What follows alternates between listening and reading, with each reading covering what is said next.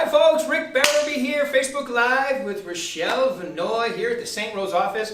You know, we're doing our social distancing thing as we try to do all the time. Yes, good stuff. All right, so we're going to be an awesome interview. I put on there, ladies, you're going to want to listen to this, and this is why. Rochelle Vannoy, I talk about you all the time. You do. But I'm in Arizona, Hopefully California. good. And the reason I do that is because obviously you're a rock star, and in the last 3-4 years, every year, I mean, I know you have an assistant now, but prior to that, you closed 42, 48, in the 40s closed transactions with no assistant, no buyer agent. You don't work weekends most of the time. You're home by 5:36 most days, and most people don't believe me when I say that. It's so true. Tell them how you do that. They want to hear you. It's called a schedule, and it's called planning and organizing.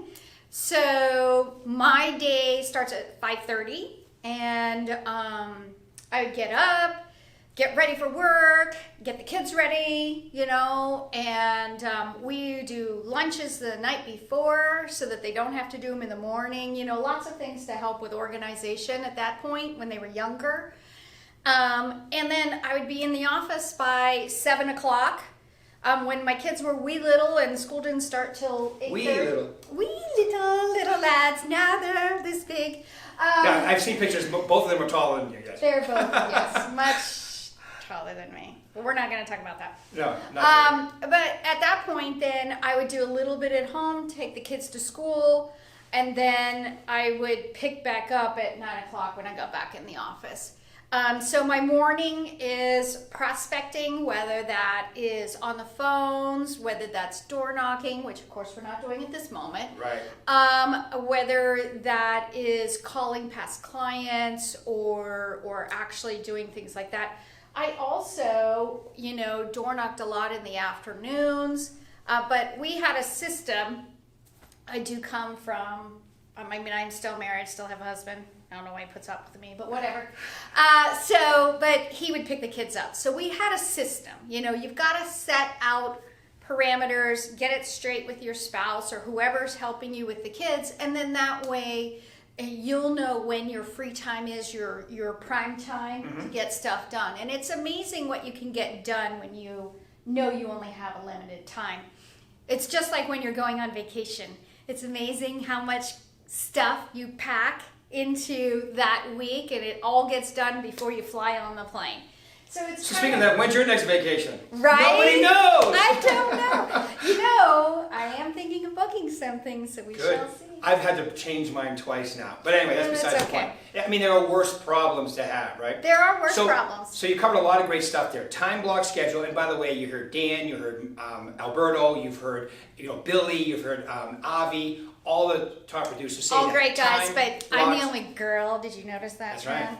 Well, that's why I say, ladies, you're going to want to watch this. And I wasn't talking about me. For a change. All right. So time block schedule. You're married. I Okay. am. You have 2 children. So whenever I tell them that, they always go, "Oh, she's not married." Yeah, she is. "Oh, she has no kids." Yeah, she does. And I cook dinner. I'm not a grab the food, take it home type, throw it on the table. So I get home at 6 o'clock. I still do. And, you know, dinner's on the table by 6:30. It's planning. When I go grocery shopping for the week, I know what I'm going to make every day that week. And so then I don't have to think about it. It's already out. It's already defrosted or whatever. And you can do it super fast. Okay, so I love it. Thank you very much. Also, because I know you did some door knocking, but you're primarily a caller. I am primarily a caller. Yeah. You know? Yeah. I am. So give them an idea of your call schedule so they get an idea of who you're talking to and so forth. So I hit all the major lead sources. I do expireds, old expireds, just listed, just sold. I call my past clients, and you know, I even call for sale by owners every once in a while. Yeah, no, she's saying making that face because I talk her into doing that. I know. They I try to get it because you're so good and you know the market so well. For sale by owners would want to use you or have the ability, or I think you do well with them, and you do. I do. When I reach out and talk to them, I actually do, but I don't do it all the time. So what is your, as Mark would call it, what is your contact per day, your DRC, daily revenue commitment? My daily revenue commitment is I have to make 25 contacts and set an appointment. If I do that every day, 40 deals a year is easy, and it will be for you too. So that's really all you need to focus on. I focus on that, and I also focus, Rick, on keeping track of where my week is. So it doesn't happen every week, but this is what I always say. To do 40 deals a year, there's 52 weeks in a year, right? So you don't have to be perfect, but what you do want to do is you want to take one listing a week, and you want to get one thing in contract, whether that's your listing or a buyer. If you do that, you will close at least 40 deals a year. Yeah. And have vacation time. And have vacation time, which you guys do that 2-week vacation every single year. It's great. Yep. All right, so that's the schedule, and I know that you have your pre-listing packages, your presentation is all rehearsed. It's very similar every time. Yep. So everything you've got down pretty tight as far as what you need to do every day. Well, that makes it easy too, because you don't have to think about that kind of stuff, and you're not really worried. I mean, to get a presentation together for me is only about 10 minutes, because I already have everything ready. I just put it all together and pull the comps for that property. So it's about taking the time to work on your business as well as in your business. Yep. So that when you're working in your business, it's functioning very efficiently. Tell them your personality style. I think it's good I'm to an know. expressive. Yeah, right. No. She's acting expressively. No, I'm a huge analytical, and I love And I think that's numbers. helpful in having everything down to a science, so you can just go out there. But the things that you had to work on, because I remember, I've known Rochelle a long time. I started coaching when you were at Mike Ferry. You have a Mike Ferry coach now. I do. And you went a couple of years with just using me, and then I wasn't enough, and you went back to using Mike, which is good. I love when people have more than one coach, because I think it's real. You can't be overcoached. There's no such thing. It's like, overworking out or overeating right. You can't be overcoached. But so my point is that you practice, you drill, you rehearse, and you've got all these things down pretty well, I would say. But the expressive, being more, like Dan had to do the same thing. You have to practice smiling, being more excitable, and so forth while you're prospecting with people, because it really affects your results. Yeah, I really noticed one of the things as an analytical. So if you're an analytical, I'm just going to recommend this to Super analytical. get your speed curve up higher, faster. Be funny. Yeah. Oh my gosh, when I'm funny, when I act like a little retarded, which for me, I can do pretty easily, right? Comes naturally. But the clients love it. Yeah. And I always thought that they would think I was like an idiot. Right. But it just makes them feel much more relaxed and calm, because it's not stressful for us, really. We forget sometimes it is super stressful for them. I just put a first-time home buyer in contract this morning. We got the countersign just now. But she kept asking me, and she was super nervous. And, having done this for a while, I was noticing some of the visual cues that she was giving me with her body, that she was nervous. She crossed her hands. She and I knew it wasn't cold. So I knew she was nervous. And so I was trying to make her feel a little more comfortable about the whole process and everything. And I told some terrible jokes, and it worked. Nice. And I know it was last week, I think it was, there was an older gentleman in a car with his dog hanging out. Oh, yeah, and I know yeah. you were doing a deal there because you were passing contracts around. Yeah. Hey, you can still, by the way, that is my next question. Yeah. So now, 5 weeks ago happened, and the COVID virus and so forth, and I know that matter of fact, you told Paul and I what you told your husband about this year. What's this year going to be for you? This is going to be my best year ever. And why is that? Why? It's going to be for a few reasons. First off, I did go back into coaching. Yep.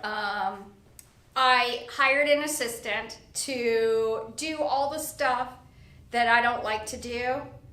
And Which you have to train her because she's kind of a perfectionist. yeah, maybe.